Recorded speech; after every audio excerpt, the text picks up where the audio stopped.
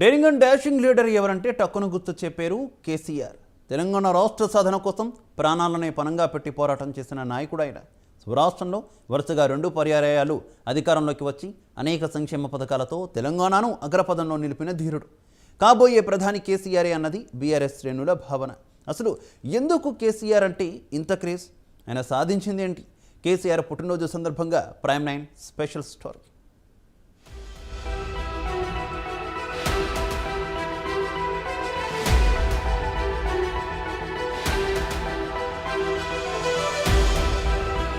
కేసీఆర్ ఈ పేరు తెలియని వారుండరు.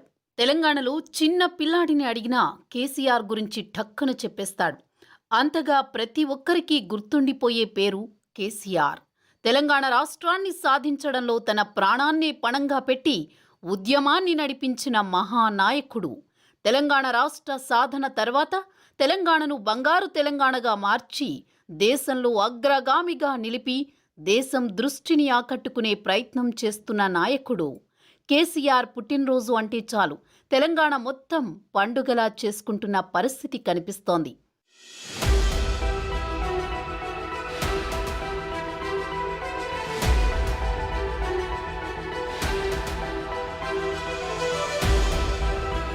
చింతమడక చిన్నోడు విద్యార్థి దశ నుండే రాజకీయాలను అలవర్చుకున్నారు. 1954 ఫిబ్రవరి 17న ప్రత్యేక తెలంగాణ ఉద్యమ రథ సారథి కేసీఆర్ జన్మించారు. మెదక్ జిల్లాలోని చింతమడక గ్రామంలో రాఘవరావు, వెంకటమ్మ దంపతులకు జన్మించిన కేసీఆర్ విద్యార్థి దశ నుండే రాజకీయాలలో చురుగ్గా ఉండేవారు. సిద్దిపేట డిగ్రీ కళాశాలలో BA పూర్తి చేసిన కేసీఆర్ ఉస్మానియా విశ్వవిద్యాలయంలో MA తెలుగు చదివారు. 1969లో శోభను వివాహమాడిన కేసీఆర్ రాజకీయాలలో ప్రవేశించి ఎన్నో ఆటుపోట్లను ఎదుర్కొన్నారు. తెలంగాణ రాష్ట్ర సాధన కోసం తొలి దశ ఉద్యమంలో ఎంతోమంది పోరాటం చేసినప్పటికీ సాధ్యం కాని తెలంగాణ ప్రత్యేక రాష్ట్ర లక్ష్యాన్ని కేసీఆర్ మొక్కవోని దీక్షతో ప్రాణాలను పణంగా పెట్టి కోట్ల మంది కలలను సాకారం చేశారు.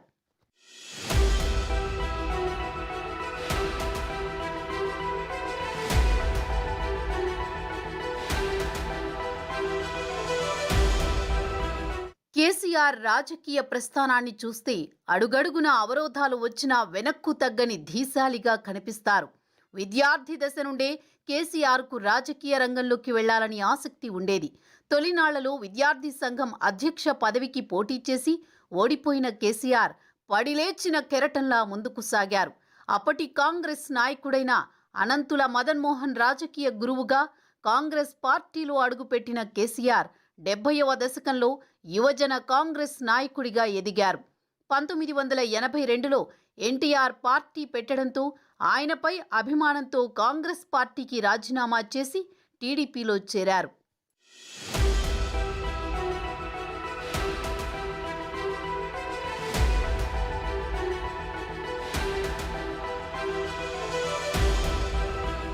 తొలినాళ్లలో ఓటమి చవిచూసిన కేసీఆర్ ఆ తర్వాత వెనక్కి తిరిగి చూడలేదు. 1985లో తొలిసారి ఎమ్మెల్యే అయ్యారు.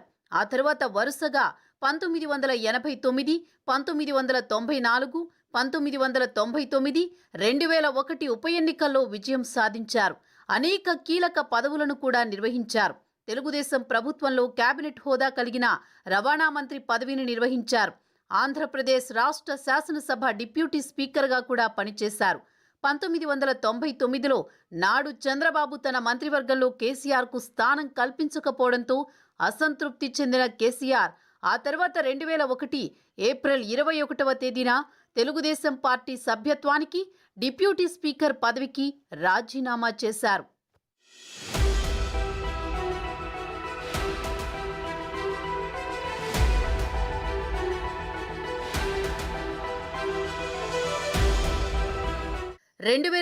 ఏప్రిల్ 27న ప్రత్యేక తెలంగాణ రాష్ట్రం నినాదంతో తెలంగాణ రాష్ట్ర సమితిని ఏర్పాటు చేశారు.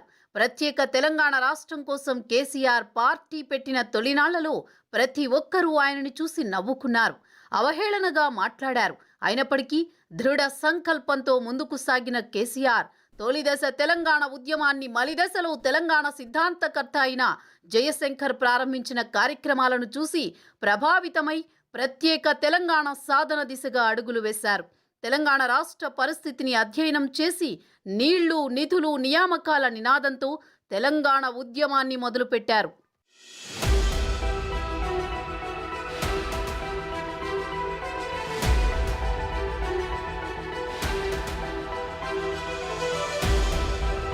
టీఆర్ఎస్ పార్టీని స్థాపించిన 20 రోజులకే 2001 మే 17వ తేదీన తెలంగాణ సింహగర్జన పేరుతో భారీ బహిరంగ సభను ఏర్పాటు చేసి రాజకీయ పోరాటం ద్వారా తెలంగాణ రాష్ట్రాన్ని సాధిస్తామని ప్రకటించారు కేసీఆర్. అప్పటి నుండి దశల వారీగా ఉద్యమ బడిని గమనిస్తూ ప్రజల సెంటిమెంట్కు అనుగుణంగా నిర్ణయాలు తీసుకుంటూ ముందుకు సాగారు. నవంబర్ 29న కేసీఆర్ ఆమరణ నిరాహార దీక్ష మొదలుపెట్టి ఉద్యమాన్ని ఉవ్వెత్తున ఎగిసిపడేలా చేశారు. 11 రోజుల సుదీర్ఘ దీక్షతో కేంద్ర రాష్ట్ర ప్రభుత్వాల మెడలు వంచి తెలంగాణ రాష్ట్ర కలను సాకారం చేశారు. ఆపై ప్రత్యేక తెలంగాణలో సీఎంగా 2 దఫాలుగా కొనసాగుతున్నారు. తెలంగాణ అభివృద్ధి మోడల్తో దేశం దృష్టిని ఆకర్షిస్తున్నారు. దేశ్కి నేతగా ఎదిగి జాతీయ రాజకీయాల్లో చక్రం తిప్పాలని బీఆర్ఎస్తో ప్రయాణం మొదలుపెట్టారు.